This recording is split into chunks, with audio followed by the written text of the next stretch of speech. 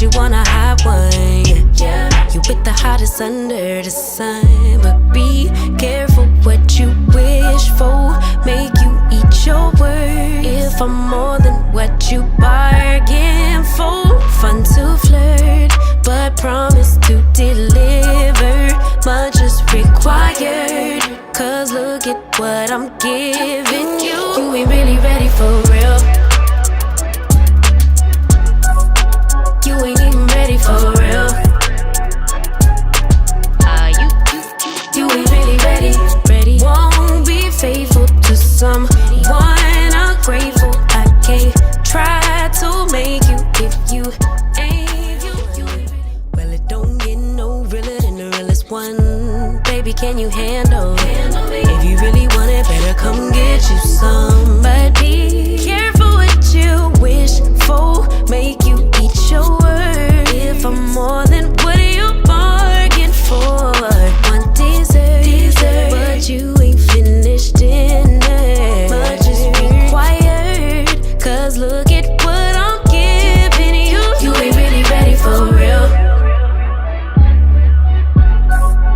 You ain't even ready for real. You ain't really ready. Won't be faithful to someone ungrateful. I can't try to make you if you ain't you ain't really ready for real. No, you.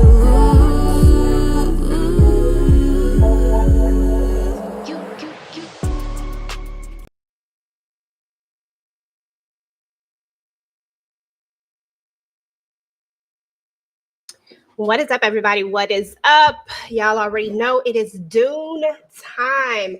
I hope everybody has had a chance to watch it. This is going to be a little bit of a new genre for myself.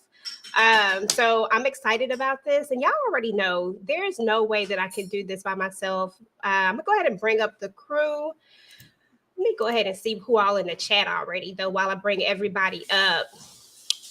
Okay, what's up to everybody? Hey, Zarfelina. Hey, King EM. Hey, y'all. Hey, Tony. Thank you for coming through. Appreciate all of y'all. Let me go ahead and get my girl up, Miss Ashley, from My Sweet Perspective. Let me see here. Hey girl, hey. Happy Saturday, everyone. I am so ready to get into Dune. Now, I've been raving about it all week. I loved episode 1. I'm here for all this. I'm here for all this activity, all this Game of Thrones in outer space. I'm here for it. Oh, okay, that's what's up. Yeah, at first I was like, I don't know, if I really I don't really know. I love Game of Thrones, and I love how we were referencing that it was like Game of Thrones in the air or in space or something like that.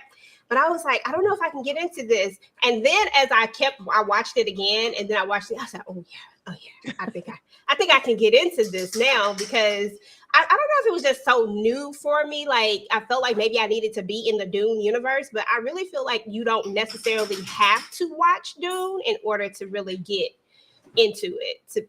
But it may be something that you might want to try to watch. Listen, we got a special guest today. Before we bring up Tyra, because she's busy right now, she'll be right back here soon. But let me bring out our guest. Y'all know her from A Night of Horror. What's up, Nikki? Hello, beautiful people. Thank you guys for having me. Destiny's Child, I'm here. Y'all see, the 3 ladies are Destiny's Child, and I'm the brat on a Survivor remix. So let's you know what? I cannot with you. You are so silly, girl. So listen, is this your first time really getting into like this Dune universe, or have you seen the movies before? This is my first time. My mother is a fan of I think it's the 70s or 80s original Dune movie, and has been telling me to get into it. I have not. It is not my ministry. Like stuff like Lord of the Rings and Dune, like the adventure, it's just not my style. But I love Game of Thrones. But I did see the Dune movie with Zendaya last year, and I was confused as hell. I was like, who are these people? Who is this other group? Why they set this man up? I was so confused. But the Dune Prophecy show, No, it's not connected because it's like a prequel, but I think it definitely is more like for a wider audience. Like people can't just jump into this. Like they do a lot of exposition, which if you're a fan of Dune, you might not like, but for someone like me, it was extremely helpful to understand where are we in this world right now. Absolutely. I agree with you 100%. So, with that being said, I'm just going to talk a little bit, y'all, about kind of the synopsis that they gave to us. So, if you want to check it, if you want to take a look at this is a Max original, and apparently they say that it starts 10,000 years before the ascension of Paul Atreides. Now, apparently Atreides was the guy or the family, I guess you would say. It's a family, right? Is it like Mhm. their name, whatever it That's is? a Y'all know how great these names. family. Yeah, like a great Yeah, house. the Yeah. great house. Yeah. So apparently they were the one who beat the machines, allegedly, supposedly, because the jury's still out on that, because I don't think that that's true, but I don't know. But anywho, it goes on to say that it's also going to follow the two Harkonnen sisters, and that they basically that they're that hold on, y'all, I can't read. It's going to be following two Harkonnen sisters as they combat forces that threaten the future of humankind and establish the fabled sect that will become known as Bene Gesserit. Now, that part we ain't got to yet, but this is just how they kind of introduce it to us. And pretty much it's a prequel, like Nikki said. It's a prequel. It even tells you somewhere in there, I think it's like 116,000 years or something like that. I can't remember the numbers, y'all. Don't hold me on those numbers because I'm not good with that. But the whole point is that you can actually jump right into this. You don't need all of the extra details of it. You just got to pay attention because it's one of those ones that you got to watch. That's it. So, anywho, we're gonna get a vibe check. Okay, Tyra's still not back yet, but we're gonna go ahead and get a vibe check, y'all. Actually, vibe check. Just first episode. What are your overall thoughts? It was amazing. Like, I feel like this is like a masterclass in world building.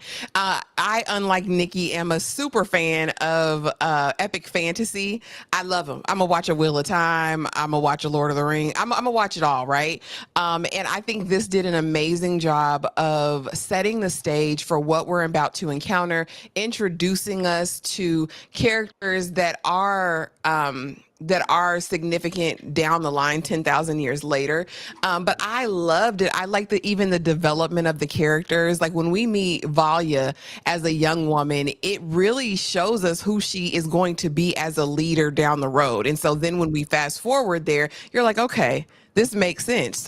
She was determined to accomplish the purpose of the sisterhood, and then also kind of defy this image that her family name had on it. I also like when we get to the Imperium and we're meeting this royal family and how they're interacting. I just think this was a great setup episode. It had just enough action to where you're like, oh, okay. Because when she told old girl to stick the dagger in her neck, when I tell you I was locked in from that moment, and she bled out on the steps and we see the blood dripping down. And no, Nikki, I'm not turning into horror, I promise you. But I was like, oh, that was good. Like I said, oh, I need to know. Because I want to know more about the powers. Like, I think this was just a taste. And I think it was done extremely well because I feel like we got enough information, but then also it kind of leaves you wanting more. I think it's great for a pilot of a new show.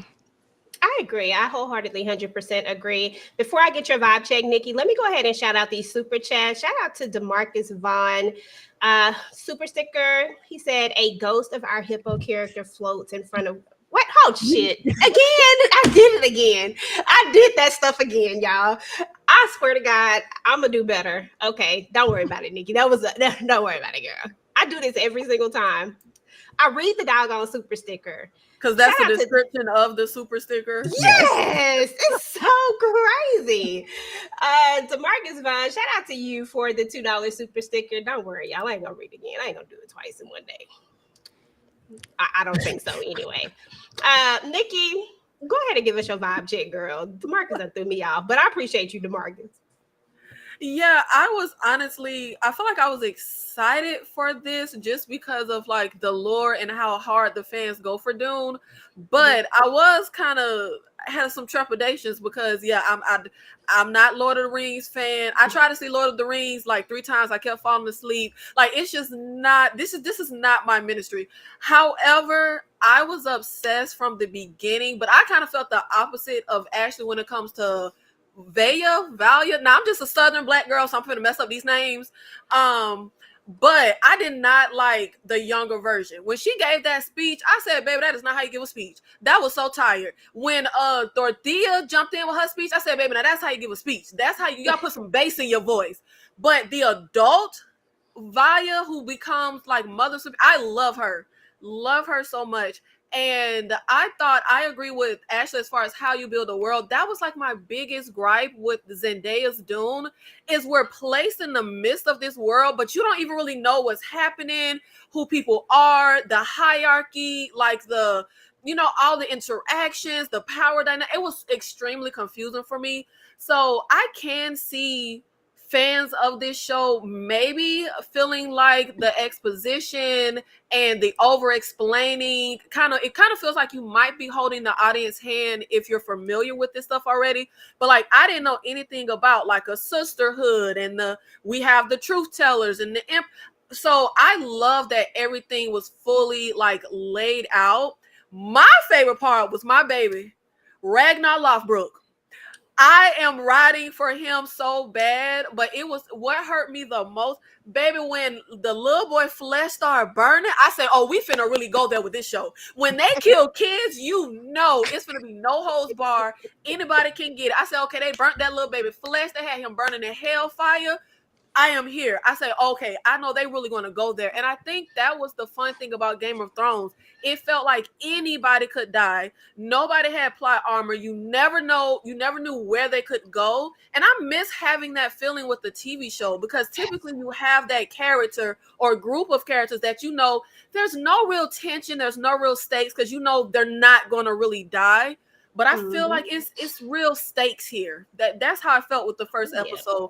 Yeah. And I agree with Ashley as far as like the power. Now I gotta say, that voice baby used at first, it sounded a little lame. I was like, baby, clear your throat. You didn't do it right. You're not in the right pitch. But I love that she can literally control. Like, the girl couldn't even fight. There was no hesitation when the girl said, stab yourself in the neck. She literally just did it. So I'm super excited to see what other like powers do they have. So yeah, super excited. Really love this. And I definitely will say, if you're not a fan like I am of like this genre, I think there is still a lot here that you can enjoy. Yeah, I agree. I'm a big fantasy person, but not necessarily like sci-fi per se, because I would definitely categorize this under sci-fi. Although, there's some sci-fi stuff that I like, but I'm huge in fantasy. But however, I really like this. Like, I think that this is really, really, I think it's actually pretty good. I don't think that you need a whole lot. Even my daughter, she was watching it because y'all know I'm lazy and I had her doing my pictures. And she was like, this is okay. She was like, she understood it. And she's like big into certain, like, she like y'all, like she know all the things. Cause y'all know me, I just be looking at TV just to look at TV. I don't know none of the things, none of the words. So forgive me. But she was like, this is actually really good. And she said the same thing of how they built the world was really nicely, and that you didn't need to go back in order to really understand it. So even she enjoyed it. So I was like, okay, we got a winner chicken dinner here, y'all. Let us know how y'all feel about this so far. If you've already took a look at it, go ahead and drop it in the comments. I want to know what y'all think about it. But let's jump into it a little bit more, y'all. Hold on, let me switch this up. I gotta get the rest of my notes up. So I want to kind of talk about the young Valia. Y'all kind of already touched on it a little bit, but when we kind of open up, we get the young Valia, right? And she's not playing no games, first and foremost. She's not playing any games when it comes to what she believes is sisterhood. And then we learn about Mother Superior, the original Mother Superior, Raquel, right? And she believed in Valia because Valia believes in her vision. But then there was, I ain't gonna call her the op, because I mean, she just believed what she believed, She's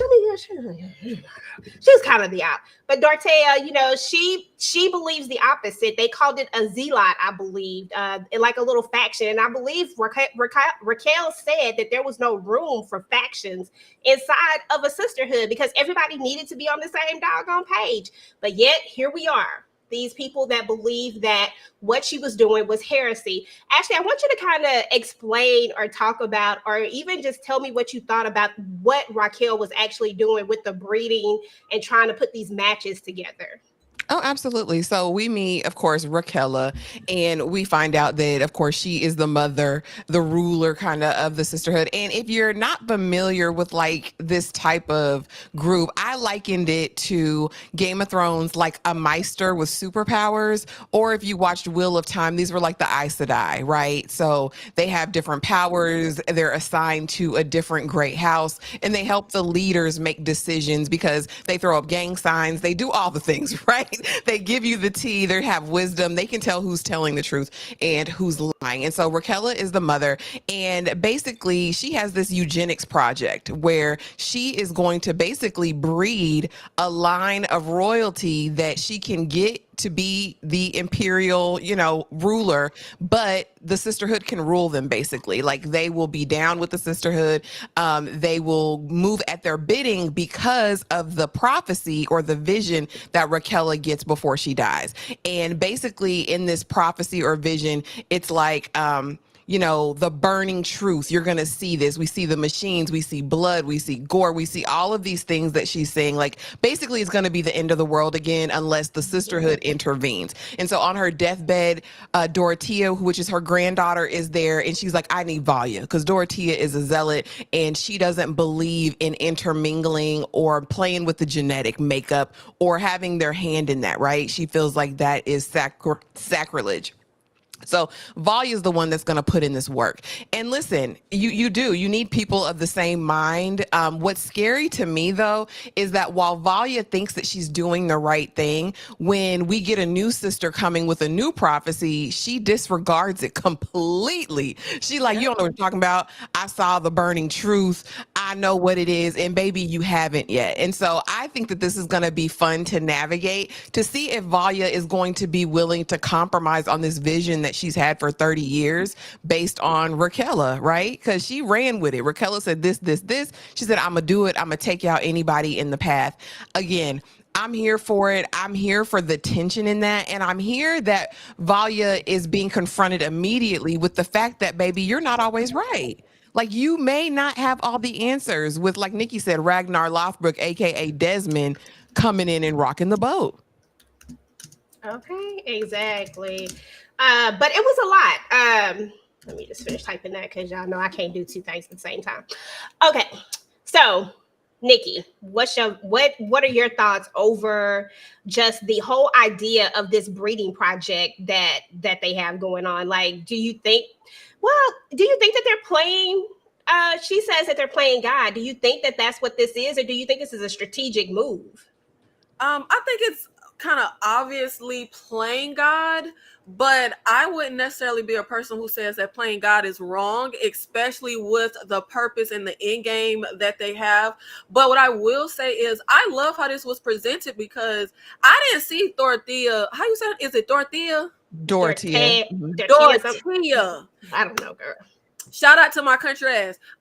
Dorothea, I didn't think that she was like the op. I thought it was a presentation of two opposing people with very strong beliefs. They just so happen to be on opposite ends. But I love the fact that she stood up for what she believed in. She said, I ain't gonna never bow to you. Like, this is what I believe, and I'm going to stand strong in it. Somebody has to be wrong. Somebody has to be right, but that's kind of the point of something you believe in.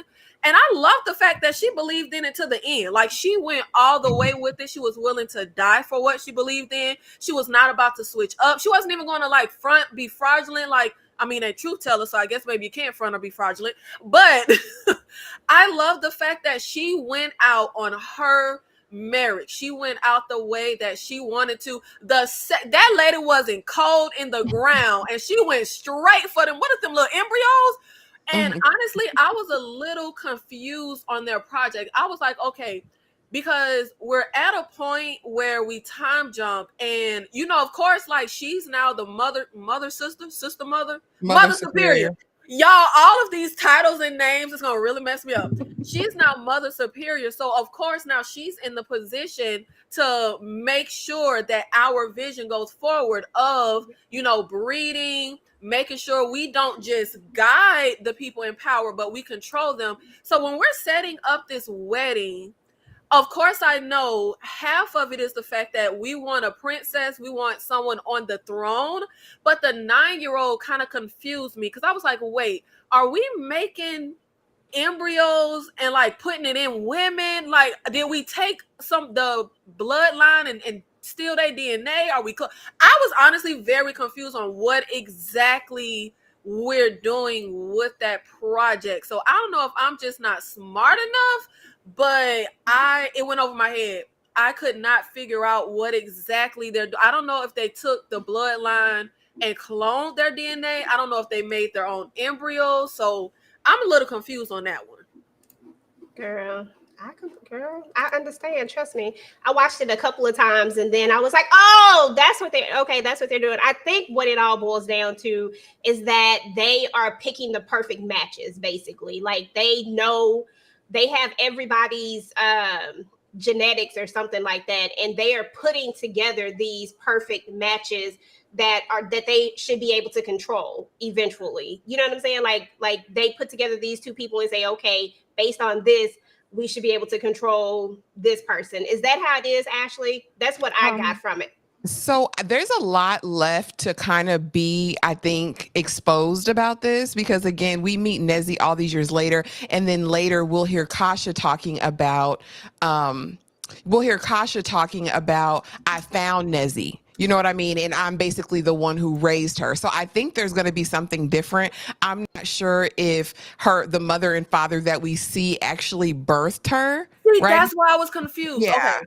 So I don't know if it was an artificial insemination thing. I don't know if she was made in some kind of test tube. I think we'll definitely get more into that as it goes down. But Kasha was my first clue, because she was like, Nezzy, remember I found you. I've raised her. I've been with her this whole time. So I think there's more to her origin story, or how this whole eugenics project works. Okay, so I'm not this slow. No, you're not slow. Because you're not slow at all. I just don't think we've been presented all of the information, because there's another part where we get another girl who says that she doesn't know her parents, and that when they ask about, like, that they're not, I don't know if she said they couldn't ask about them or that they don't talk about. She don't know who her Lila, because she was raised by the Sisterhood in the place. Yeah, she's like, I have no connection to my family. I thought she was just an orphan they took in. Okay, yeah. But they say she's a part of an important bloodline, so yeah, we'll also make that known. So it'll be interesting. Yeah, so I feel like it's going to be a lot to really. It's going to be a lot, y'all. I'm going to have to get Ash to put us the spreadsheet together, because I keep track of all of this, because Lord knows. Y'all, so this part right here, so we talked a little bit about the original mother. They go into her history just a little bit, which I did appreciate, because I was like, okay, what we got going on? But they go into her history just a little bit. On her deathbed, of course, we talked about how Valia was the one and she gave her the vision or whatever. Do y'all think that when we get, because I'm just kind of jumping out, I'm not going in any order, by the way, guys, I'm sorry. But do y'all think that at the end, when we see the flesh burning on both Kasha and, of course, it's simultaneously happening to the little boy, is that supposed to be this vision? Like when she says, I see, do y'all think that that's somehow has a connection here? Or do you think that Valia is just capping because that's what she wants it to be? Ash, you start, and then Nikki. So when Mother Rakela has her vision, she calls it the reckoning, right? Like the reckoning is coming. So the burning in and of itself, I don't think is that. I honestly think Desmond is like a harbinger of the reckoning, or he is like the manifestation of the reckoning. And I think this was just her first sign of the truth, right? Because it was like, you'll see the burning truth. And I think that's when she saw Kasha burning. But I think the vision was about this day that everybody's going to have to pay for whatever happened. And I think Desmond is more representative of the reckoning than the actual burning kid or Kasha. Because I'm still trying to make sense of what connection she has with the little boy and why they were burning simultaneously. Like, because that's what it gives when you're presented with it. And I'm like, well, she has a connection to Nezzy, not the little boy. So why is she, unless that's Desmond's FU to the sisterhood, like, okay, like I'm on my way. So I don't necessarily think this is everything. I just think it was a sign to Valia that, baby, it's maybe not where you were looking for it at. You know what I mean? Yeah. Does that make sense? Yeah. That makes sense. That makes a lot of sense. Let me bring this comment up, y'all. The genetic engineering is through marriage and ordinary procreation only. Okay, see, I did not understand that because I could have sworn they flashed or something, or maybe they were showing it in the woman's stomach. I don't know. But y'all, there was a scene where they show like an embryo. So I thought that room that Dorothea was trying to get in, I thought it was like a bunch of embryos back there. Like I thought it was So thank you. Okay, it's just normal hunching and procreating. Okay. Yeah, but I still feel like it's gonna be like something. I don't know, y'all, because like I said, I don't know. I take it with a grain of salt on the first episode because I feel like we're gonna start to get a bunch of more stuff. But I'm excited to see where this goes. Yeah, this was so funny to me when we started talking about when that little boy told her. He said, "My father said that this is just a formality." I ain't gonna say jack to you. This is a formality, y'all. When he took what were they eating, pomegranate or something, like a pomegranate? When they were eating the pomegranate, and he took it from her and ate it himself, but then wanted to feed her when she was supposed to. I said, this little boy, he gonna be something else. But yeah, that was a lot. So I want to talk about the reasoning for the wedding. So we got this wedding. We can tell that the emperor, he really doesn't, this is not what he wants to do. You can tell that he's a little uneasy about it. We already know that this is a setup, but he's feeling uneasy about the whole situation. And then, oh, my bad, I got you. But he's feeling uneasy about the whole situation. And we see him kind of battling with his wife. She doesn't want this to happen. Like nobody really wants this to happen per se on this side of it. But then we have, God, let me find his name. Y'all know who I'm talking about. The other father. Do you know his name? The Ricchese household. Yeah, Ricchese. Because girl, I was gonna call it Ricchese. I got it written down, but I was like, I can't. It's Ricchese. Okay. Ricchese. The author said he don't care how you pronounce it, but it's one of them. It's like that. Oh, okay. Because I was like, I cannot pronounce this. But yeah, but we can see that he's kind of pushing for this to happen, right? What were y'all initial thoughts about this? Like, do we see, well, just give me your initial thoughts about just this combining of the marriages and what you actually thought about the Ricchese family. And then Nikki, you're going to start, but also talk to us about the previous question, because I'm sorry, I didn't let you answer. I apologize. Yeah, with the previous question with the lady with the black hair burning at the same time as the kid. I'm so sorry, these names I can't. But I felt like it was the same thing she told Valia when she wouldn't listen, when she's trying to tell her new prophecy. Like, what if what we're doing is actually going to make what we're trying to prevent happen? Kind of like Raven, you know, every time she had a vision and she tried to stop it, she would literally make it happen. Because when we look at the dying Mother Superior, when she's having the visions, one of the visions is people burning the exact same way that the kid and the truth teller, are they truth tellers or truth sayers? Truth sayers. Truth sayers. The way that they were both burning, the way their flesh was burning, that is exactly the way the flesh was burning when she was having all those visions and they were flashing all of that stuff on the screen. So I feel like there is some stuff with Desmond that I feel like he has a plan that isn't fully shown or known to the audience yet, but I think it is intertwined with that doom that they're trying to prevent when Mother Superior first dies when Valya's still young, and she's like, we have to be strong, we have to prepare, something is coming for us. I think that's going to be Desmond bringing that they're trying to prevent, and what they're doing is actually like bringing it forth. And I like when he goes to tell the story to the Emperor, and she goes to say, well, it's true, or he believes it's true. I think he knows exactly what he's doing. He's mapping all of this out. He's being strategic.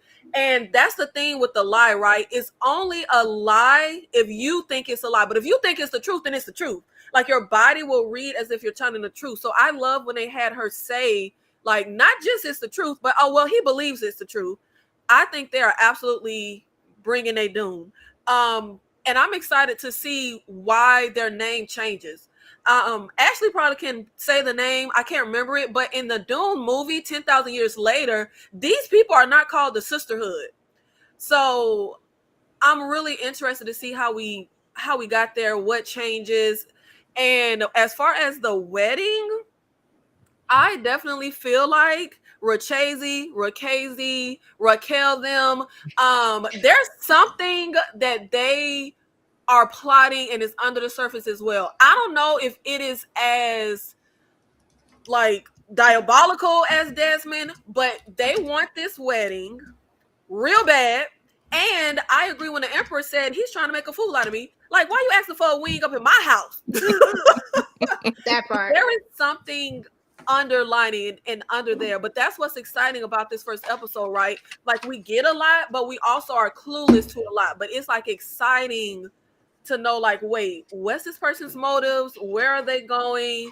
But we got to see you at the crossroads, Uncle Charles. This was sad. Pour one out for the little homie. Little homie was gonna be a G.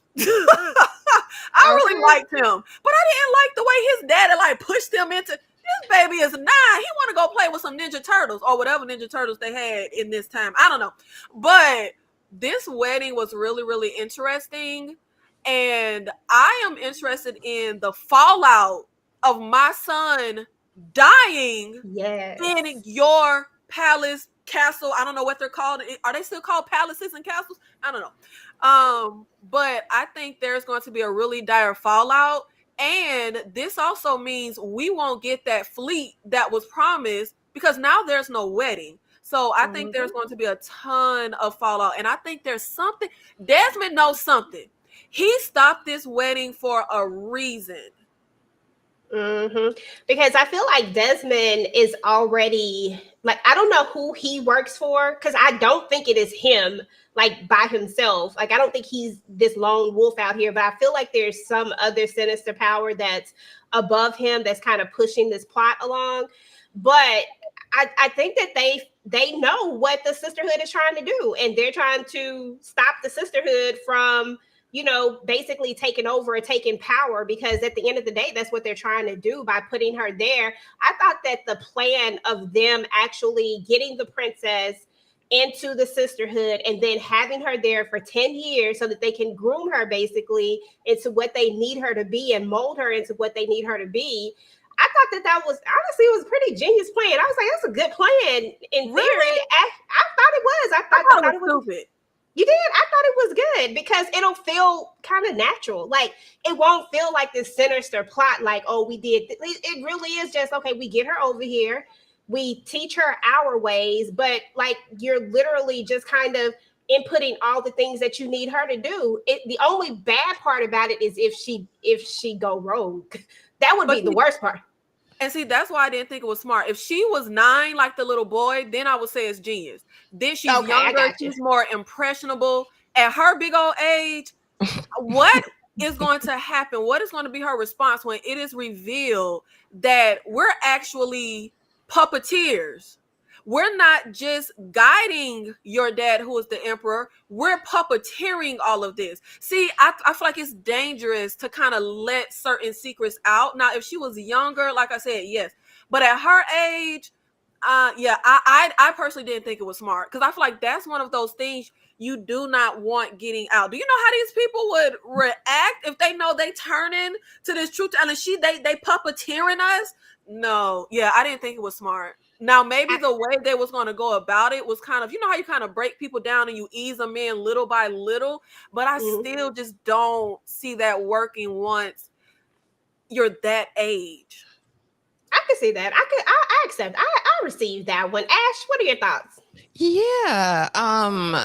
So just to kind of speak to that really quick, that scenario and situation, I would say the same, Nikki, except I think Kasha, which was the truthsayer for her family, has been with her for so long. I think that she's been strategically planting seeds, because when we talk to Nezzy and she's, giving her mom the business, like, because her mama's completely against it. And she's like, no, I'm doing this for me because I want my free years. He's 9 right now. That means I got a good 9-10 years to do what I want to do. And I want to be a truthsayer. I'm passionate about it. So I'll be curious to see if we get flashbacks of how Kasha raised Nezzy and what seeds she sowed in her, because Nezzy seems very, very excited about going to the planet with the sisters, honey, and exploring that. I cringe at any of these child weddings, whether it was Game of Thrones, House of the Dragon, this, in any of the books. I'm literally disgusted.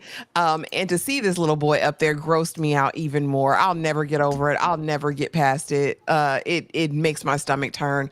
Every single time in a story, they try to marry off these 8, 9, 10-year-olds to these grown A people. I actually, on the other hand, did not like little Pewitt or whatever his name was. I couldn't stand this little menace to society. I want to know why he's got a thinking machine. Okay.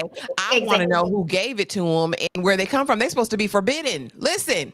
We had a war with these creatures on a big scale, and you mean to tell me you just got one in your pocket that you're letting roll all around the universe? I don't like it. I don't like the Richese family. I think them being in the home of the Imperial or whatever is a disaster waiting to happen. They definitely have ulterior motives. We've already heard that Lord Corrino is having troubles on Arrakis. Like, there's like an uprising, anarchy, and this marriage is supposed to quash those things and give him more military backing and support.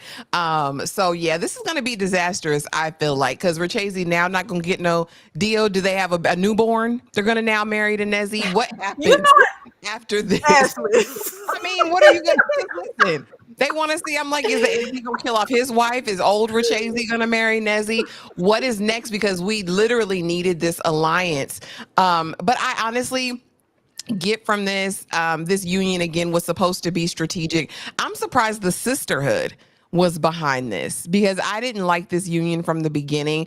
Also, it kind of speaks to the weakness of the Imperial leader, like this Corrino guy. I think he's a weakling.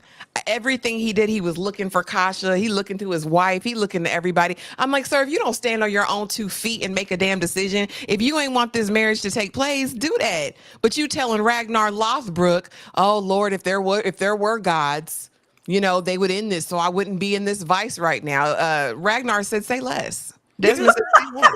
Okay, that's exactly what he said. That's exactly what he said. I said, when he said that, Ash, I said, really? I said, because you could feel it. Like, you could feel when he said it that there was about to be a consequence. Like, there was about to be an answer. You was like, oh, no, what he finna do? That's exactly how I felt. I was like, okay. So, let me read this comment real quick, y'all. Hold on. I gotta move us around. I was gonna say, you starting with the EJ is correct comment. Yes, of course. EJ. It's definitely correct. The Sisterhood raises these girls as sleeper agents who are completely loyal to the Sisterhood, the only path to power for women, just like our royals. I just feel like you wouldn't feel manipulated. Like, if I'm the princess and I've been raised with the truthsayer lady, you wouldn't feel manipulated. Like, I would feel like, have you been manipulating me my whole life? Like, do I really want to be in the Sisterhood, or do I want to be in the Sisterhood because you manipulated me? I don't know. I guess that's just how I was seeing it. Like, you have been manipulating me my whole life, and I would feel like you don't really care about me. I'm just a pawn because you want a Sisterhood, somebody from the Sisterhood on the throne. Yeah. I get it though. You could really, 2 things can be true. Because, definitely if she ever finds out, go ahead. Nezzy Go be ahead. on that dope. She be on that spice. I don't know if I was Nezzy just gonna say that. listen, she be getting high. I don't know. Did y'all see when she went to that club and put that mask on? Like I'm not new to this. I'm Yes, new to this. I loved I it. did that. that was I like one of the best loved things. it. I loved it. I said, girl, hey, go ahead and go to the freak club with your brother. Like, that's what I'm talking about. Go ahead. I loved it. I loved it 100%. That was one of my favorite parts. I said, okay, Nezzy. I was like, I really feel like Nezzy is gonna be like a favorite for me. Like, I feel like this is gonna be a character that I really, really enjoy. So I'm excited about that because Y'all I like to didn't feel like her sword fighting looked real janky. Like, y'all too busy wanting a hunch. Please work on her skills. Like, it wasn't good. It wasn't good. I felt like she needed to work a little bit more when her brother was like, he's like, can I see? And then when she came out like she was really about to do this, I said, girl, now wait a minute. You Their need to little work on mini that a little bit more. lightsabers. I didn't like that part. That was the part I didn't like. I said, "Are y'all trying to be Star Wars or whatever?" It's like, zoom, zoom, zoom. And then it was like lighting up as soon as they made contact. I was like, "Get this Atreides out of here. He ain't nobody. What you doing?" Oh, I don't like him. I want her to find a better man. Yeah, no. Yeah. But because I don't believe that the Atreides are the ones who actually did it. So I feel like he comes from a janky family anyway from the jump because I don't think they really unalived the machines. I think it was somebody else. It was the way that they Oh, said it. I don't yeah. believe it. Yeah, I they agree. talk about people who write history. You know what I Yes, mean? Mhm. yes. I feel like that was kind of the underlying. Like, I felt there was some kind of foreshadowing with that. Like, you got to write history so you can say what you could. I freed the slaves, bro. Like, you know what I mean? You can say whatever you want to say happened. Exactly. Y'all, let's talk about this for a second. We kind of touched on it a little bit. And Ash, I completely agree with you because I had no clue how these two things were connected. And that is what's throwing me. This is like a big question for me. But I'm wondering, Nikki, do you have any theories? Do y'all have any like just randomness? Like, I don't know. I'm just gonna keep it 100. I have no clue. But do you have any theories of what you think it could possibly be? As to why it's her and the little boy that burns. Oh Yeah. yeah, because I think the whole point is to stop the wedding and to stop the sisterhood stronghold on the emperor. So we have to take out the little boy. That stops the wedding. We have to take out his truth teller because, like Ashley said, the mother is weak. Like, he needs her in his ear telling him what to do. So once you take this person's biggest influence that steers him left, right, up, and down, I think there's going to be a massive issue now that he no longer has that truthsayer by his side. She has been with them. This isn't like, oh, she just, we just got a truthsayer. Like, he's been looking to her specifically next to him for a very long time. And I think that is why her and the little boy was taken out. We can't just take the little boy out because then we're just going to tell her to spend something, for the emperor. Now we no longer, when I say we, I mean the sisterhood, we no longer kind of have our tentacles in there. I feel like he would have never went along with this wedding if the sisterhood did not have her in there. You know what I mean? We needed her in there so that we could get his daughter. Now we no longer have our Trojan horse over there in his castle. That's a huge drawback for the sisterhood. Gotcha. Okay, that's what's up. And I could see that. I could definitely see that. I was like, so we're gonna take out both of them at the same time, and now he doesn't have his truth there. And then Ash, question for you. So do you think that we're gonna find out in some reveal that it's someone that's closer to him that really kind of put these things in place? To the emperor, or do you think it's somebody that we just haven't met, or do you think that it's somebody that's already infiltrated, or maybe the wife, or like somebody that's closer? I think it's Desmond. I think Desmond Hart is on assignment. I don't know if he's on assignment for some supernatural entity, baby. Because when I saw him absorbed in the smoke, I said, yeah, Desmond's not even of this plane anymore. He's got powers. He done sacrificed himself to the drowned god or did something weird to where he's now got these powers. And I think this is all by design. I really like Nikki's theory in that if I remove Kasha, I'm right here, right now. He already trusts me because I'm battle tested, right? I've come back with all of these stories of victory on Arrakis, and I'm this and I'm that. Now you don't have your most trusted advisor. Who's gonna step into that role? It's gonna be me. And Yeah. I think honestly, with the Kasha situation, it was twofold. I think so. Not only do I get rid of his most, closest confidant, I'm now gonna become that, and I'm also gonna play in the Sisterhood space. Because one thing about Desmond, he calls them witches. He said, I hate them damn witches. Oh, the witches couldn't tell you that because he's sowing seeds of doubt the entire time. In every conversation that he's having with Carino, it's like, oh, the witches ain't tell you that. I thought they knew everything. Like, oh, the witches this, they don't, So I think it was like, okay, let me get rid of his person and then let me stick it to Mother Superior. Let me stick it to Valia because I don't think Desmond is all the way human. I think he's a male with powers close to what the Sisterhood has. And like I said, I think he did some low down dirty stuff. I think he sacrificed himself to some entity, and that's how he's got the power to burn people from the inside out. But this was definitely strategic. I don't think they needed another inside man. As far as the Sisterhood, I think they'll adapt. I think that they have pockets of people everywhere. And Valia will rally, but I'm interested to see how her strategy is going to change now with this because they're acting like they ain't never seen somebody burnt from the inside out before. They're sitting there gasping. So again, this is the burning truth, but what is that truth? Because throughout this whole episode, the theme was, will you believe the prophecy or will you believe the truth? So how do we determine which one? Is the prophecy truth or does truth stand alone? I'm curious. Like I said, they set this up, honey, because I'm locked in. Yeah. And that's why I'm so interested to see Desmond's next move because it very much feels like on House of Dragon when Alicent Daddy was no longer hand of the king and we put our whole plan into motion. So now that weak behind king no longer has his hand, now we're going to bring Alicent Daddy back. So I'm really curious to see what Desmond's next move is because, I think everything Ashley just said is on brand.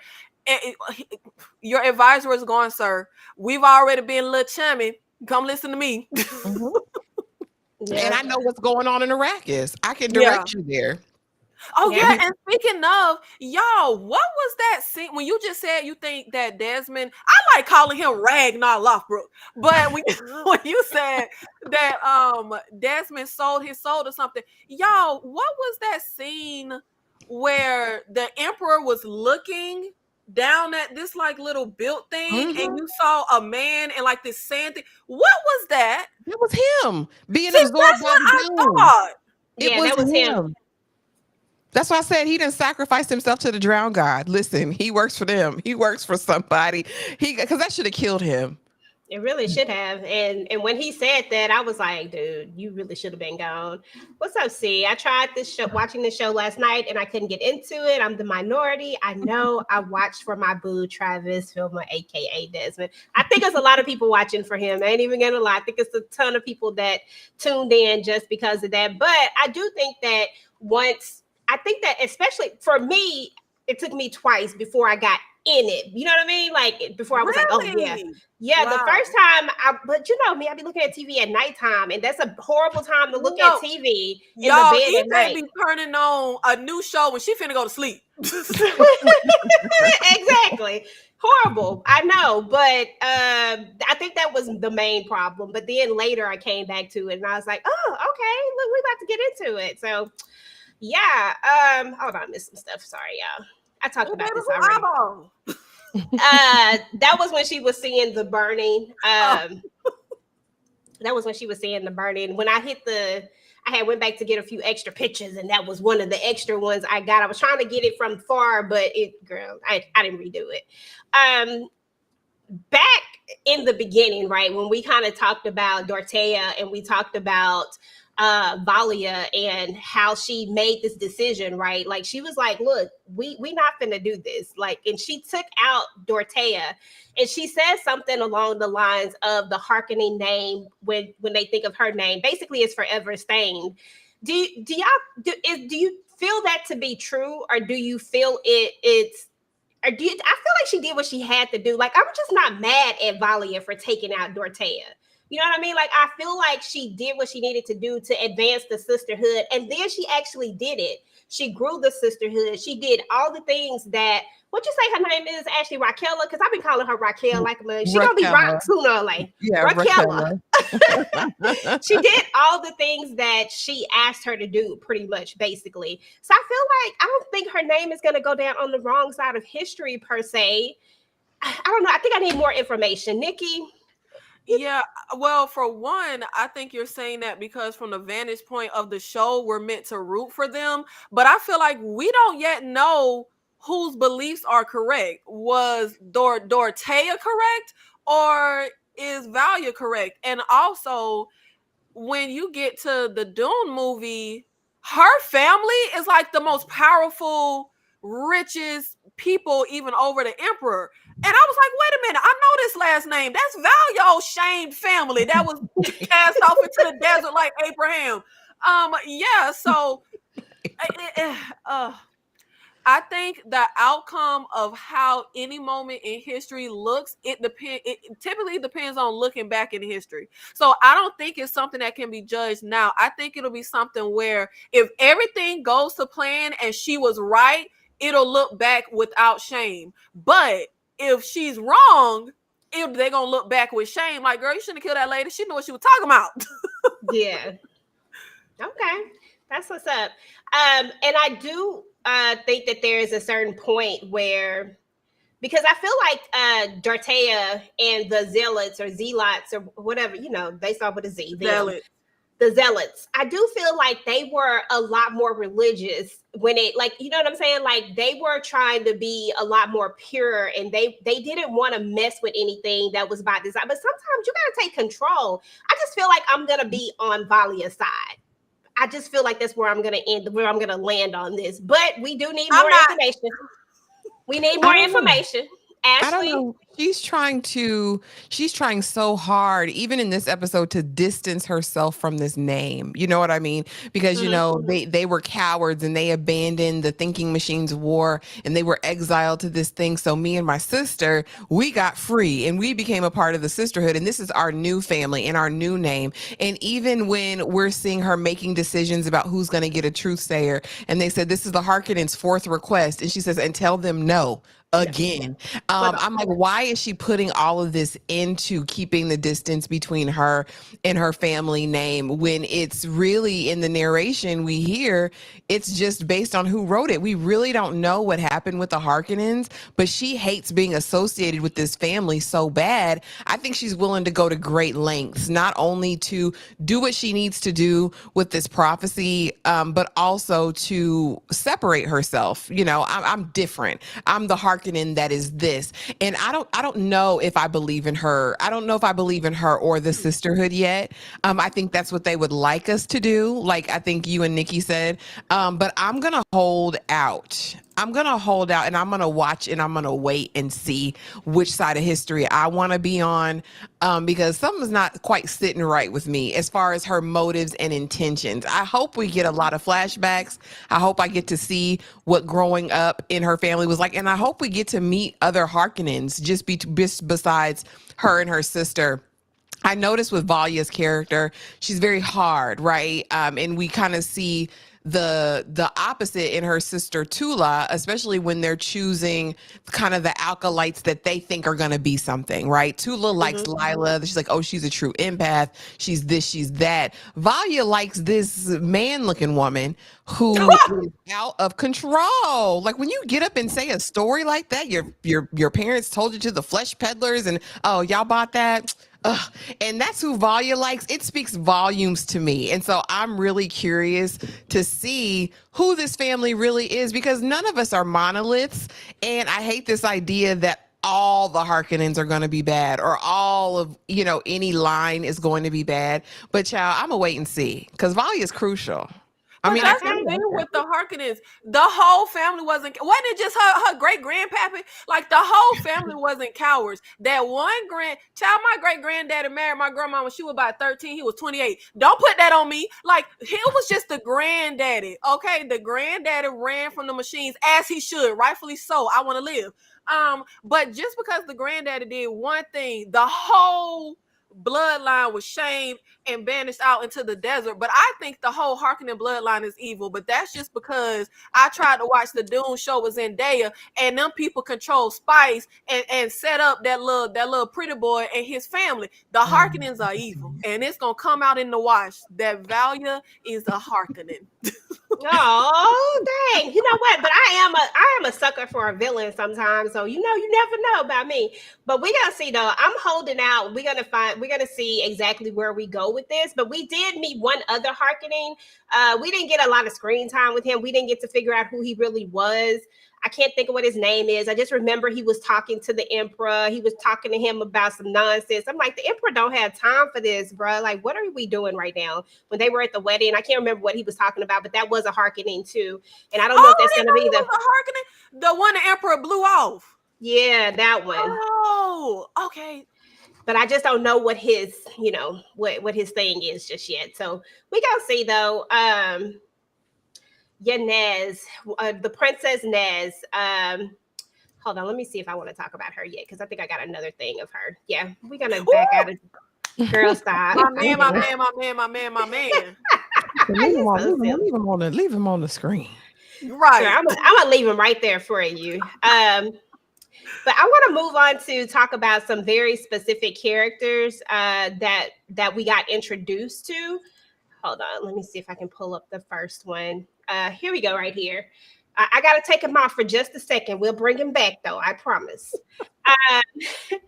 We got Princess, and I just really am curious to just get y'all's initial thoughts of these characters, and I know we don't have a lot to go off on right now, but kind of what you want to see come from these characters as we're moving through this series.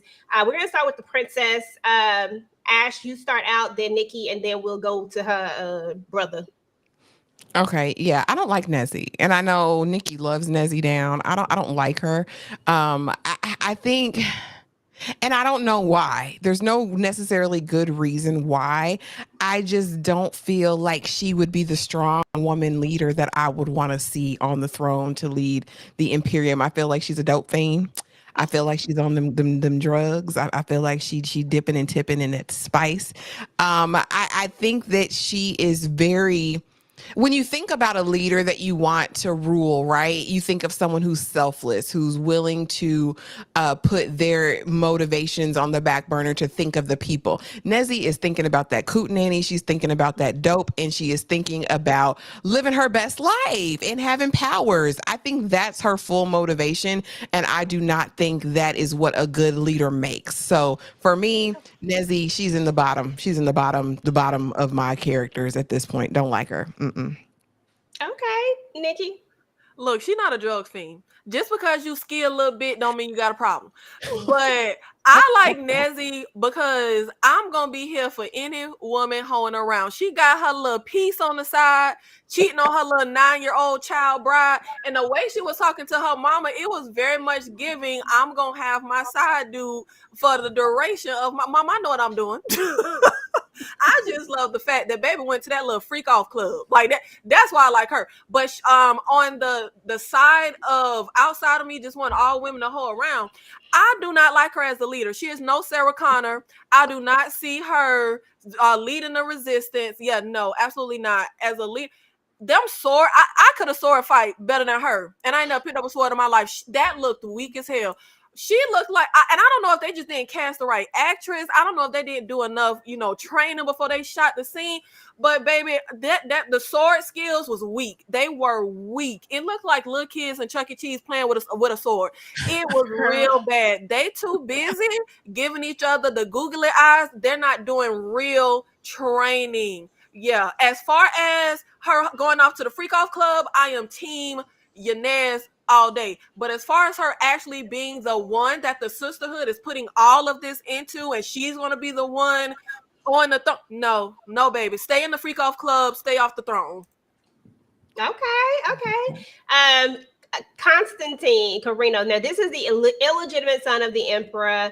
And it says that he's torn between seeking his father's approval and indulging in his own vices. What y'all think? Because I felt like, well, I ain't gonna say what I thought his vices was, but let's just talk about him for a second. Vices was? Girl, women. No. Men. Yep, that's what I thought Okay. his vices were. But I don't know. But we gonna see. Ash, what's your first initial thoughts of him, and will he play any significance as we advance the story on, or what you got for him? I mean, he's there. He's gonna be there. I was like, why are you sending a brother to go check out the Sisterhood? The way Valia looked at him, like, boy, is she gonna stay just with the rest of them? Oh, well, that's not acceptable. She said, well, sorry. Like, what do you think you're gonna do, sir? He's big fine. Of course, he's gonna be embroiled in some sort of steamy, hot love affair during the season. But I don't know. Other than that, what is his real motivation? It wasn't made clear in this first episode that he was actually the illegitimate son, because we didn't really see the interaction between him and the wife. So I'll be curious to see if there's like enmity between the two of them. But other than, kind of just filling in some gaps and holes where they just need another character, I don't see how important he's going to be. He gave me very much lackluster. He gave me very much, I don't care. I'm not interested. He tried to throw his little weight around. I wasn't impressed. I was just like, oh, Yeah, okay. Like, he didn't I move agree. me as a character. I agree. Nikki, did he move you? Move me well. But he kind of gives me, remember them little Stark little boys who ain't really played no real role, and you forgot about them. And you was like, oh shoot, he got them little Stark boys. That's what he gives me. I agree with Ashley. Like, he's here, he'll be there. But I do disagree with Ashley. I could have sworn that during the series, because like Critical Thinker in the comments said Nezzy can't occupy the throne, she's a woman. I could have sworn in the show they said he cannot occupy the throne. He is an illegitimate, like he isn't true bloodline heir to the throne. I could have sworn in the show they did say that Nezzy is the heir to the throne, That's not what I was just her. writing her back, because they said this will be the first woman Yeah. to reign. They say that a couple times in the Yeah. first episode. So that's interesting. Yeah, so Nezzy, even though she's a woman, she is absolutely in line to occupy the throne, not her brother. And he definitely gives me bisexual. I'm so hyped. See, we needed the camera to follow him in the Freak Off Club. After we saw the sister, we needed to see the man and the woman, or the non-binary that he was with, because he definitely gives me those vibes. So I'm a fan of his because he bisexual. I'm here for you, little boy. But outside of that, I think it would be interesting to maybe have him come in the clutch as like an unsuspecting character that you wouldn't expect to really have a big part, as far as a pivotal part in the plot, because he does give insignificant side character. Like, he gives expendable. Yeah, that's what I'm thinking too. I think it would be good if it did pop out like that, like all of a sudden this character was somebody that was really, really important. But right now, I don't see his importance just yet. But who knows? Before I move on to the next set of characters, I forgot to ask you guys something that I really wanted to ask you. Remember when Tula had asked her sister to go to the archives and make sure that this was a breeding match? Do y'all think that she actually did it? Because I don't think she did. I think that she lied. I think Valia is lying about it being a breeding match. I think that something changed, and which is why Kasha, of course, came. And I don't think that Valia is saying it. I think she's just trying to move with the plan that she already had set forth. Ashley, what you think? I think that Valia's fatal flaw is going to be her pride. So it wouldn't surprise me if she didn't check, if she just let it ride. And she lords over her sister a little bit. So I think it would be, how dare you question me? I think that Valia got the reality check when she saw Kasha being incinerated. I think that's the only moment. I don't think that Valia's the type to say she did anything wrong. I don't think she's the type that will go back and double check anything because I made sure it was right the first time. And I think that, again, I think that's going to be her fatal flaw, that pride. Nikki? I echo everything Ashley said. I absolutely agree. Y'all already know, I feel like she a Harkonnen, and the Harkonnens are of the devil. She absolutely did not check. And I feel like it's a mix of like her pride, but I also feel like it's a mix of a theme that I think was presented very strongly, like I said, with Dorothea and her interaction, is that theme of belief. I think it's ego, like Ashley said, but I also think she so blindly believes in this that there is no questioning anything as far as what she believes to be true and to be the purpose. And No, she didn't check. She didn't check at all. But I I'm don't think also still a little confused. What is in that room? What is in that room? girl, I guess we're If gonna she have to would have find went out. in there to check, what is in that room? Okay. Girl, I don't know what's in that room, but I want to I know don't think what's she in checked there. Give either. us the inside scoop. Okay, I do not think that she checked. And you've kind of already given your thoughts about, because this was our next character that we were going to, but I was more so wondering about that one specific thing. But do you guys have any other just things that you want to get off your chest about Valia? I know you can't stand a Harkonnen, Nikki, but do you foresee like her fall, or do you think that this plan is gonna like what's your end game for this Harkonnen from Valia? I definitely feel like she's going to be one of the top characters that I enjoy in the series. She's not my personal fave, but as far as her role in the mix of the story that's presented, I think she's going to be extremely interesting and entertaining to follow. And like I said, I tried to jump to Zendaya's Dune. I'm gonna call it Zendaya's Dune, so that I could kind of get into the world. And I'm extremely, extremely interested on why this group is no longer called the Sisterhood, and I'm very interested in if that change has anything to do with Valia and her role and time as Mother Superior. Now, this is 10,000 years prior, so it's no telling when that change took place. And even with the fact that, like I said, the Harkonnens control spice 10,000 years later, when at this point they were shamed and they can't even get a truth to, because it would seem to me like if you're like one of the only people that don't have a truth sayer, you're at a disadvantage. You know what I mean? So I'm so curious to see, how do you go from a position of disadvantage to controlling spice? And does it have something to do with value? Does she eventually try to aid her family? Like she's going to be so pivotal. Yep.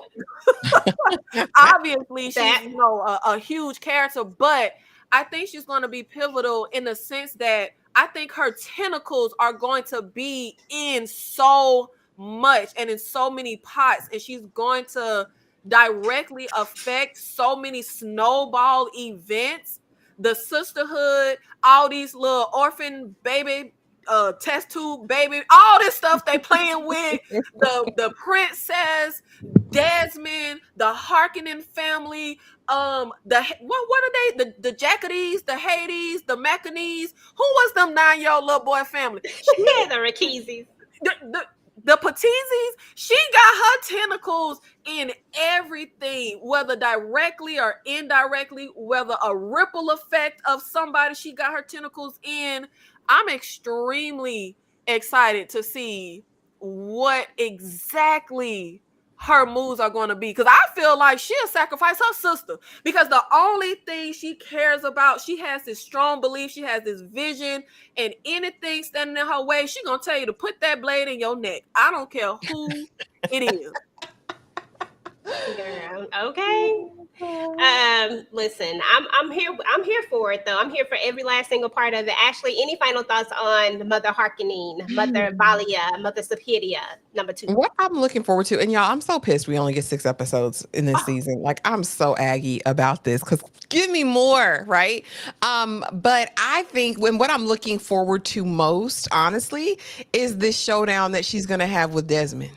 Because I want to know what's tea. Like, I want to know what he knows about her, what she knows about him, and I think this will be a delightful kind of enemy versus enemy situation. And so I really want to see how that culminates. I also know that Valia is a master manipulator at this point, and she's strategic as well. So I'm excited to see how she's going to lay out her plan. I too, Nikki, believe that she is going to sacrifice Tula at some point. Tula's too sweet and too docile and goes too much along like with the flow. I think that at some point they're going to come to terms and she's going to sacrifice her for whatever reason. But Valya's a mastermind. She didn't ascend by happenstance. You know what I mean? I think everything that she's done has been thought out. Again, I just think her pride will be her biggest burden, and this reckoning that's coming, because it's coming one way or another. I'm curious to see how she's going to use some of these alkalites as well, because I think in her world, everybody is a pawn. Because whenever we meet characters who are true believers and have this idea that their way is the right way and there's no other thing, they are willing to sacrifice anything and everything. So I'm really trying to see how low she gonna go. Because How low can you go? pretty low. Yeah, I think she'll go pretty low. The true believers always do to accomplish whatever they think their mission is. So I want to see the range in this character, and I want to see her at her worst. I want to see what she got in her bag. Okay. Ash, I'm gonna stay with you. Emperor, you already told me that you believe that he's weak, and that he don't even know how to really rule because he needs other people to look to the left and the right. What are your final thoughts on just this character, and where do you see him going these next 6 Dead, episodes? the grave soon. Rather than later. He is a weakling. I have no time to abide these weak-willed male leaders in this space. This show is so woman-centered with such strong women already. He's a loser. I don't like Carino. I don't like that all of his decisions are based on what someone else told him. I think he's a figurehead at this point, and I think it'll be easy to slit his throat in the night. I think it'll be easy to burn him up from the inside out. I think it'll be easy for Desmond to do whatever he needs to do to use him as a puppet. So I think because of that fact, and because Desmond is in the house right now, Valya, the Sisterhood, the Truthsayers are gonna have to do something to him, because Desmond has his ear at this point, and I think that's the most dangerous thing for the Sisterhood at this point, because Desmond's gonna have him trying to do some stuff to the sisters. Watch. Oh, well, I don't think you need to have another one come in here. I think we need to put in some rules in place. So because of that, he'll go by the wayside. I give him to episode 3 or 4, but Carino gonna get taken out, I'm pretty sure. Okay. Nikki, your thoughts? I agree with Ashley. He very much gives me King Viserys vibes. And the same way I was pissed off feeling like if King Viserys wasn't so weak, so much would not have happened. That is exactly how I feel about Q-Tip right here. And I'm pretty sure that if he spent as much time really trying to hone leader skills as he spends shining his bald head, we would not end up where I know they are going to end up. He is absolutely King Viserys, up and down 100%.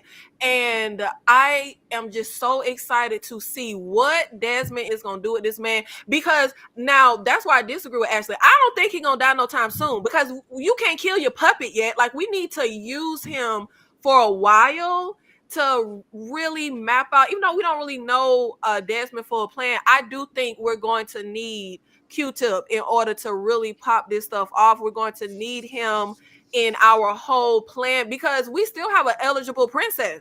We still don't want the Sisterhood to match her up and, get no little test tube baby, whatever. What's in that room? That's it. If they don't take me into that room, child. But yeah, I really don't care for that man. He's the wife. Like, I don't really even know what to say about this man. Like, I cannot with him. And I'm with Ashley. I cannot stand a weak-willed man. Like, he feel like one of them little boys who never got up from under their grandma. Like, I cannot do this with this man. Okay. Well, And speaking Nikki, of this man, go ahead. oh, I was gonna say, and Nikki, that's why I think the Sisterhood gonna try to take him out. I think the Sisterhood's gonna try to take him out. I thought you were saying Because- Desmond was gonna take him out. Okay. Desmond's gonna use him. I think he's gonna be his puppet master. I think Desmond will be his puppet master, but I think the Sisterhood will have to take him out to cut off Desmond's power. Okay, yes, I absolutely agree with that. Yes. Yeah, yes. that definitely, I can see that. So speaking of him and his decision-making skills and the fact that he needs, these women around him to help him make these decisions, he has this wife that I feel like is going to play a big part in this at some point. I feel like we're going to see something from her. I feel like she's going to be the one that sides with Desmond. I feel like she's going to be the one that's going to be pushing him to not bring another truthsayer in there. and to roll with Desmond. I think she is definitely going to be Team Desmond. Nikki, what are your thoughts? You know what? I'm about to really get real mad at Mr. Clean, because why this rundown of this lady say she united thousands of worlds? Like, he dismissed her when she said, because she was against the wedding, and when she said the kingdom was stronger when you was listening to me, the way he dismissed her. Now wait a minute, now she got her own little resume, it seemed like. I definitely am hoping that she is as strong as she seems, and that she gonna pop out, and really get ahead of her bald head husband, and really make sure that the whole kingdom don't go down in Desmond's hellfire. But I feel like we haven't really seen much of her yet for me to really have any opinion. We pretty much just had little moments with her, but I'm hoping she is as strong as she seems. I hope she is as smart as she seems, because she definitely come across as having more sense than Mr. Clean. So I'm gonna give her that. Even with her limited screen time, she definitely seemed like she got a lot more sense to him. But yeah, I don't think we have enough information yet for me personally to have much to say about her. No worries. And I definitely been looking at the trailer, so that's where I base most of my decisions about her off of. Is I really think she's gonna come through. And this episode told me a lot too. Is that, like, look, you were doing better with me than without. Like, you need to listen. So, and sometimes, you know what they say, behind every good man is a. Now, this is a weak man. What do they say about behind every weak man? I said good. I didn't say whether he was strong or bad. I just said good. I don't even know if he's good, EJ. I just think he's weak. I like Natalia, though.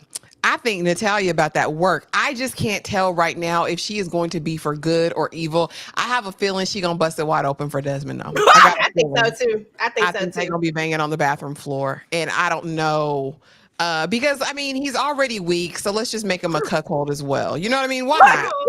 Why not? Why not, Karina? You ain't got nobody. But I also think that she is. When I saw everything I needed to know when she saw that baby had the thinking machine, and she was like, "Off with his head." Get him out of here. This is like, oh yeah, I like Natalia. For better or for worse, I think she'll make an excellent villain if that's going to be the role. But something about her to me is a little bit sinister, but I like her. I like her upon initial impression. She was like, get him out of here. When you say, well, you don't know if she'll be for good or evil, do you think that anybody against the Sisterhood is evil, or do you think anybody against the Sisterhood is good? I don't think it's cut and dry. I don't think it's white or black. I think, like, in this show, they're trying to push this narrative that these families, these houses are monolithic. And I don't believe that to be true. So I can't say that, oh, if you're against the Sisterhood, you're inherently evil. I can just tell that Desmond is a damn supremacist. He don't at all. Why is my man in it? Because your man is the one who was doing all the stuff. He was like, yeah, them damn witches. I was like, oh, he just hates them. You know, he doesn't even know them all. But again, is him doing whatever for the greater good? I don't think we have enough information yet as they're building this world as far as what the reckoning really is. Is it going to be the end of all humanity, or is it going to be the end of the Sisterhood? I'm just really, really curious. The way they framed it is that the Sisterhood is on the right side of history.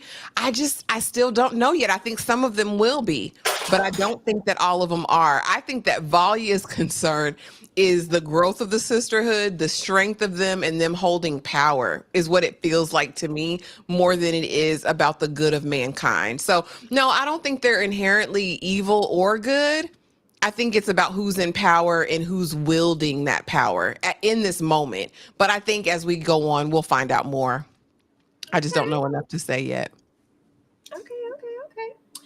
All righty. Atreides, Kieran. Yeah, the swordsman. They kept referring to him as the swordsman. And the person who has the googly eyes for the princess. I don't know. I just feel like this is a disaster waiting to happen. I don't know exactly what it is, but something about him just rubs me the wrong way. And I could be wrong, but I don't know. What you think? Who said that? He's an op. I said it. He's an op. And you can use op as in my opposition, as in an opportunist. He is all of the above. Kieran don't like that lady. Kieran ain't even really want them draws. Kieran got a black girlfriend working at the spice bar. What I we're said not that about too. to do is play in her face, because the way she looked at him like, where are you going? Like, with her. Kieran low down dirty. He is a social climber. He trying to get some kind of status or something. I don't trust this fool as far as I can throw him. And I can't pick up heavy things, y'all. I don't like Kieran.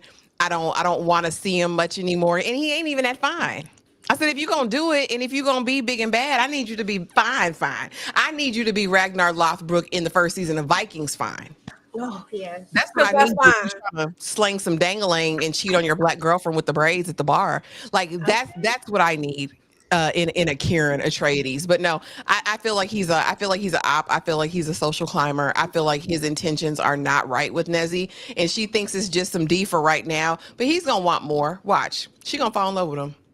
Okay, that's what's up. Nikki, is she falling in love with him? Is he a traitor? Is he a op? And is that girl that was at the bar his girlfriend? I thought I was the only one caught that. Now, I don't know if she was the girlfriend, but I was like, wait, what is, because the camera lingered. I was like, what's with this?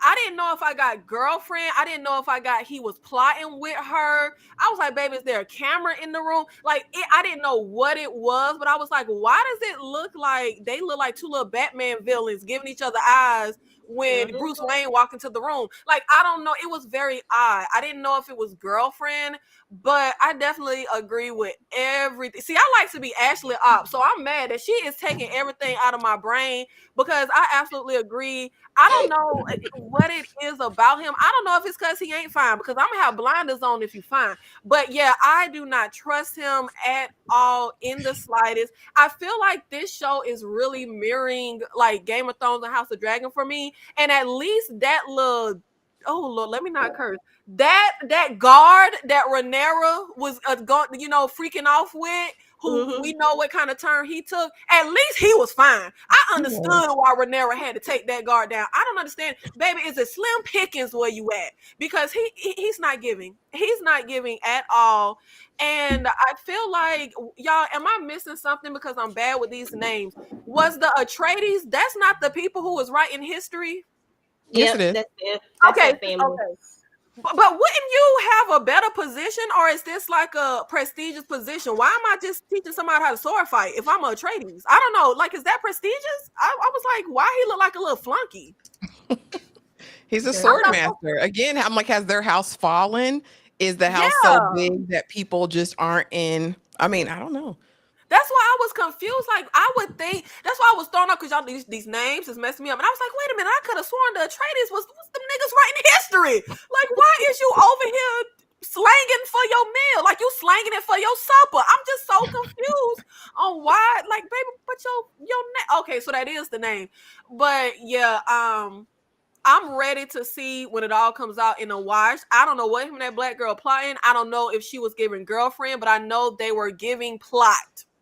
Absolutely. And he didn't even seem like he really wanted to, sizzle with that lady.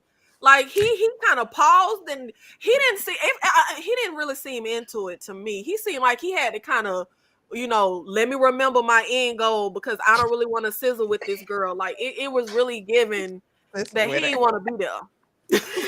Dang. With her, he said, Nezzy, you ain't hitting on nothing, sis. Okay, but I did like the way that she seduced him with that smoke. I said that was sexy. I'm sorry, y'all. It was sexy. Man, nah, she don't know how to seduce nobody. We was blowing shotguns when we was 20. Like, girl, pull out a new trick. Like, pull out a new trick. You blowing smoke in his mouth. Girl, grow up, okay? Stop acting like it wasn't. She said she was gonna get what she came to get. She said that she needed to get the vitamin D, and that's what she was gonna get. Okay, because she about to marry? She married a 9-year-old. People, she's marrying a 9-year-old. She needed something. So last but not least are these two characters right here. We kind of already touched on this one because I was going to mention the fact of the look. There was a look that was given, and we just talked about that, so we don't really have to harp on that too much. But we did see the look, and I really felt like there was something going on between her and Atreides, whether it was a physical thing or whether it was something like Nikki said. There is something that they are either plotting or either they are together. It's something. I don't know what yet, but there's definitely something there. So I was going to ask y'all about that, but y'all already answered that. So now we can talk about Desmond, because Desmond is the reason why everybody's looking at the show, right? Maybe not for the right reasons per se. Now be careful how you talk about my man. Don't get disrespectful. Be careful how you talk. Okay, I'll make sure that I stick to all. I'm gonna make sure I don't say nothing bad about your man. But no, seriously though, your man is a snake in the grass, girl. Your man is borderline. He is super op right now. I mean, what are we doing? He unalived a baby. That he was 9 years old. He just said it told him that he was gonna. He said your it won't like something. It won't be in vain. Sacrifice won't be. Your sacrifice won't be in vain. I'm like, come on, like that was heartless. But what's in game with him? Because I do feel like we're going to get a big battle between he and Valia, because it feels like he wants to be the head.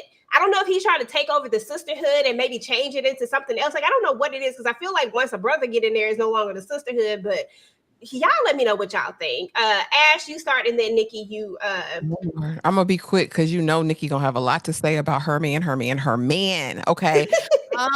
Desmond, again, he is another true believer. And like I said, y'all know, I think he's imbued with a spirit of something else, because these powers are not normal. When he sat down in that hallway with that baby, I said, it's over for you, youngin'. I said, that's Ragnar. I said, it's over for you.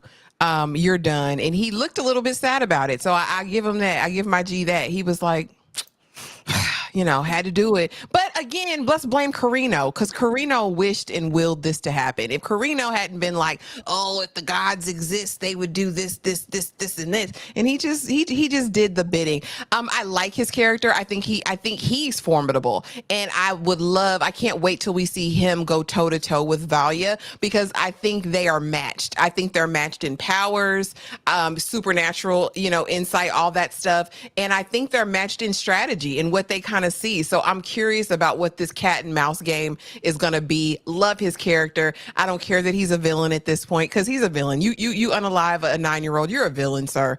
But I'm here for him. I absolutely is. And he's still fine. He just got a couple years on him, but he still look good. I'm here. I'm here for all of this carrying on. And I just want to see more dialogue. That's the only thing I was kind of pissed off about in this episode.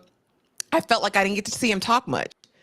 He was lurking, he was skulking, he was peeping out the scene a lot, like, let me assess the situation. But we only had 2 conversations with him and Carino. I need to see and hear more from him. Okay, look at y'all. Just looking at it for all the wrong reasons. I don't know what y'all got going on. Nikki, go ahead. What? You got the flow, boo. Go ahead. Now, first of all, y'all talking about ops, but the true op is EJ. Because why my man ain't got his own picture? Why he on the picture with this girl? Why is this girl in the wedding near him? Like, you the true op. But I do not sit on the side of Ashley of he a villain. We don't know if he a villain yet.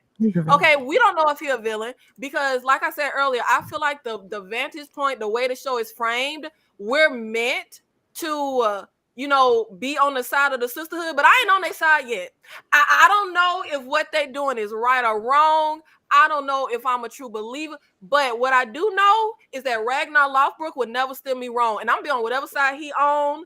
Okay, I do not know about that Sisterhood. I don't trust them women as far as they witches, and we don't trust them. Okay, but Desmond absolutely gives. Did anybody else see The Mummy with Brendan Fraser, and then they gave The Rock his little Scorpion King spinoff? If you did, and the Scorpion King go out into the middle of the desert and make a deal with the devil, that's Desmond. Desmond absolutely went out to the middle of the desert and turned himself into the Scorpion King. He made a deal with the devil. But there is nothing, like EJ said, she loves villains. There is nothing I love better in a story than a great villain. Like a villain you're going to loathe, a villain that's going to be smart. I don't want no likable villain. I want a true villainous person. And the fact that the first act we see him do is take out little Mikey. He took out little Mikey. Oh no. he's a villain, okay?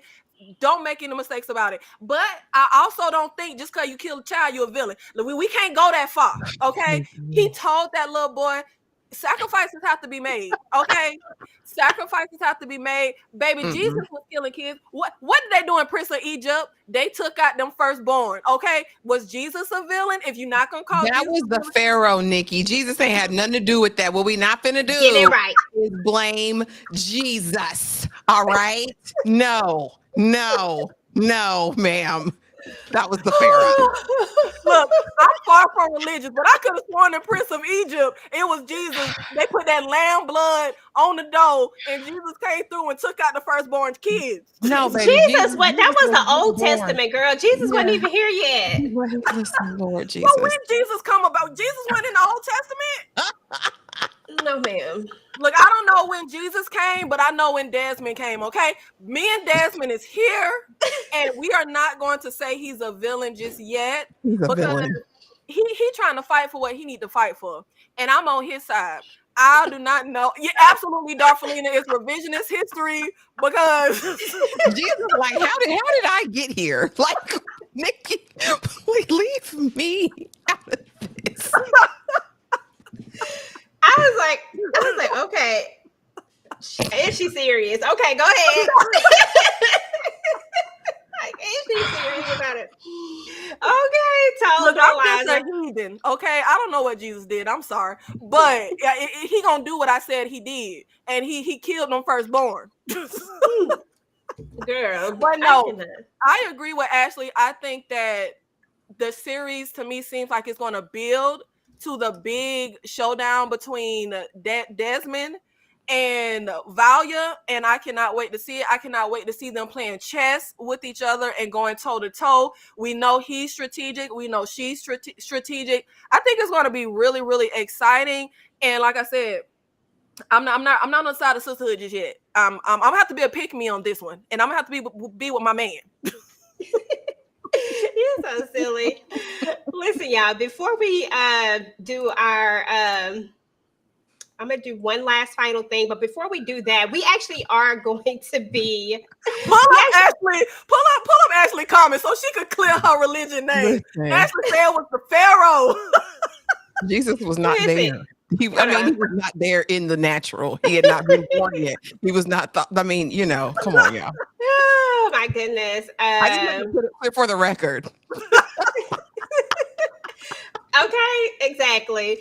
But yeah, before we do our final thoughts and we tell everybody what's happening, I do just want to mention that we are going to be doing the watch along. So if you are a member, please make sure that you come to the watch along tonight. Y'all know Tyra picked this one. So we definitely, I ain't never seen it before. So we're about to roll with it. I'm going to go ahead and play that so y'all will kind of know what it is. And then we're going to come back and then we're about to close this thing out.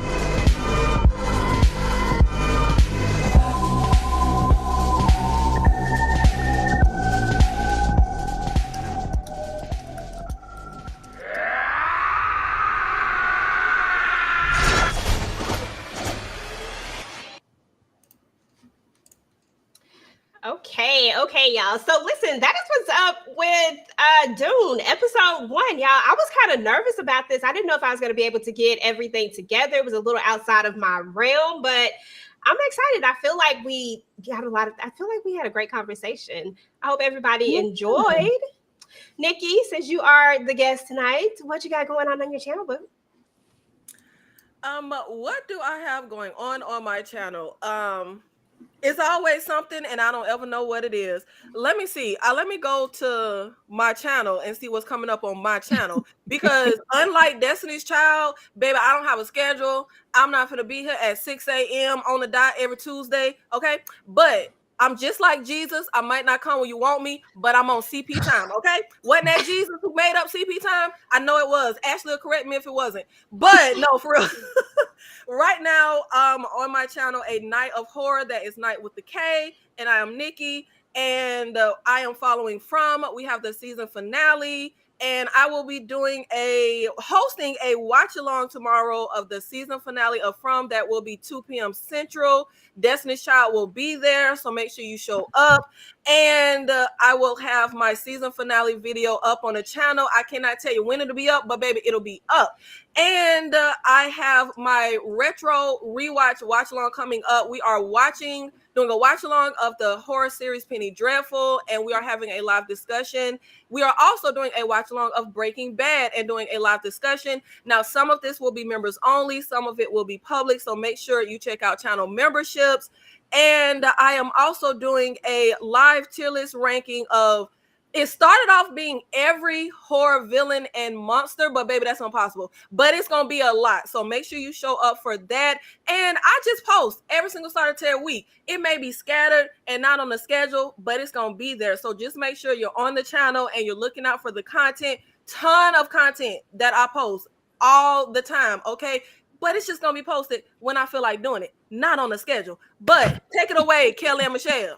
I cannot with you. Listen, this is why you love Nikki right here, because you never know what you're going to get from her. But yeah, definitely make sure y'all supporting Nikki, and when she posts, whenever, at no specific time, okay? Just make sure that you catch them notifications, because it's going to be there, all right? But yeah, as for me on my channel, I'm going to be posting some All the Queen's Men content. Y'all know All the Queen's Men is about to come out. If that's something that you're into, then definitely come and check out the channel. I'll be posting some more stuff there. And y'all already know, what we'll be doing with the crew. I'm going to go ahead and bring Ashley up, let her know what she's doing on her solo channel, and then finish this up. Yeah, guys, come on over. Y'all know there's uploads galore. I did my Tulsa King season wrap up. Go check that out. I'll be back tomorrow with the From finale upload, so be sure to check that out. Check out Silo, you guys. Episode 2 was so much better than episode 1. So go ahead, check that out. My upload will be up for that tomorrow as well. And then y'all know the live schedule. Mondays we'll be talking Silo. Tuesdays we'll be talking From the finale. And then Wednesday, not only will we be doing Tia, but we'll also be doing Dune and Married at First Sight to make way for the holiday. Hope you guys are having an amazing day. Make sure you're subscribed. You have the notification bell hit for everyone on the panel so that you don't miss a thing, y'all. And thank y'all for being here. Absolutely. And last but not least, y'all, make sure that y'all are in the Discord. We have so much fun in the Discord. It's such a vibe in there. So definitely join the Discord. There should be a QR code up here on the screen for it. I believe Ashley dropped it inside of the chat as well. And then also inside of the Discord, don't forget to join our mailing list, y'all. We just have so many different things going on, and we just want y'all to be a part of it and just come along for the ride. So yeah, but get into that Discord, y'all. But y'all, we're about to get up out of here. We love you guys, and we will talk to you guys later. Peace.